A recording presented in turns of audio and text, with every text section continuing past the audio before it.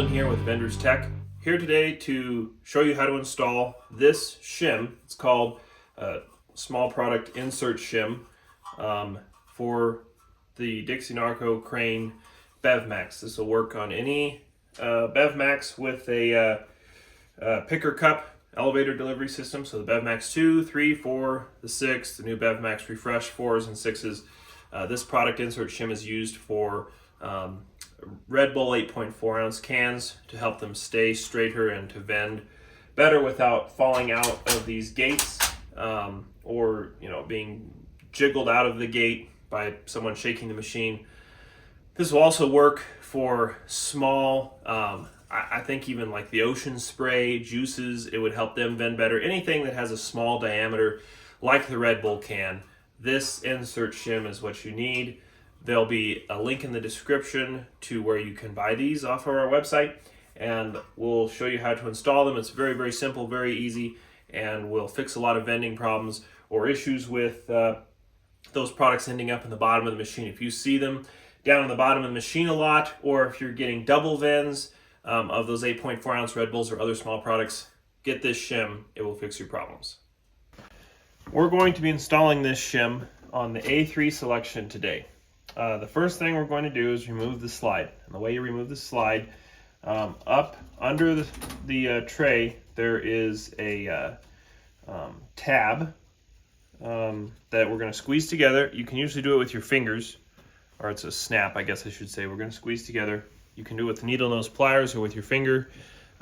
We'll go over there real fast and look at it.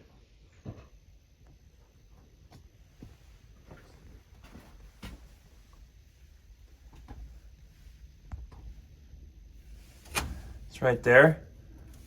Just going to squeeze that together, and the slide will come right out at you sometimes if you don't grab it. So let's get set back up and focused in on this selection. So now we have the empty selection. We have our shim, and we're just going to set the shim back here, and we're going to push it all the way back until it falls into place. It sits perfectly in the selection. You'll have your bars here protruding through the cutouts on the shim all the way back so that your slide can hook onto these, and it will sit there in place very nicely. This protruding wall on the side will be behind this gate.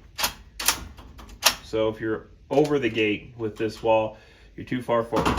So get all the way back there, and then just go back in with your slide.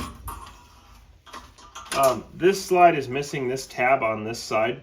That's completely fine. As long as you're only missing one, then this slide will stay in place just fine. If you're missing both, if you're missing this tab over here and this tab, then I would recommend replacing the slide at some point. It will still work. It'll just move around a lot, and I've seen plenty of them operate with both tabs gone, but one tab is not a problem. If you want to spend the money for the $9 or whatever they are for the slide and replace it with both of them when both of them are gone, that's not a bad idea. It will help the slide stay in place better. So we're just going to slide back in. You want to make sure when we put the slide in that all three of these hooks, there's one here. Oh, that one's broken off. We'll have to replace this slide anyway. There should be a hook here, and then two hooks back here. And we're going to hook onto the three bars, and you want to make sure you get all three of them, otherwise this slide will have like a hump in the middle from not hooking onto one of them, and the bar will be under the plastic hook pushing up on the slide. And that'll cause all kinds of problems with your product coming forward. So make sure you get all three of them hooked, including the front one, the front two tabs here, or one, whatever you have, as you go back.